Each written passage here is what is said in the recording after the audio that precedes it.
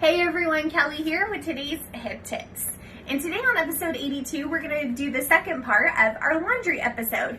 Now the first episode we talked about the washing machine, and we talked about sorting out the clothes, picking the pile that we need to do first, putting it in the washing machine. We talked about a little bit about the parts of the washing machine like the basin and the buttons.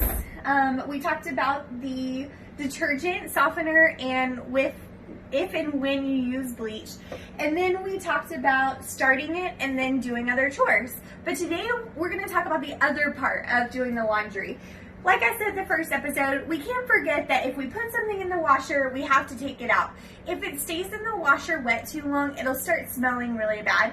And we don't want to take it from the washer and dry it at that point because it's still going to stink. So make sure that you listen for the buzzer or listen for the chime, and when it goes off, immediately take out the wet clothes and put them in the dryer. So I'm going to show you how to do that now. Now, I am filming this a little bit later, so I've already dried my sheets, but I'm going to show you the process of it. So I'm going to take them out, and I'm going to fluff them a little bit before I throw them in the dryer, because if I throw them in a wad like this, then they're not going to untangle very well and they're not going to get very dry. So I'm going to shake them out, and then I will put them in there in the dryer. Your dryer might look different. It might open from the side, it might open from the top, it might open from the top this way. It just depends on what type of dryer you have. Mine opens to the side like this, and I have a filter. Now every dryer has a filter, and it's really important that in between drying batches of clothes that we empty out the filter, because what it does is it collects all of the lint and maybe little pieces of tape or whatever you might have. If you have a tissue in your pocket that you accidentally washed, all that's going to come out in the filter.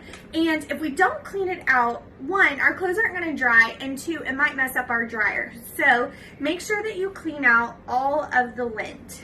Now, this is all my pup hair, which is awesome. And I typically have a grocery sack just to reuse those, and I hang them up on a little hook, and I throw all the lint in there, and when it's full, I throw it away. But whatever you do is up to you.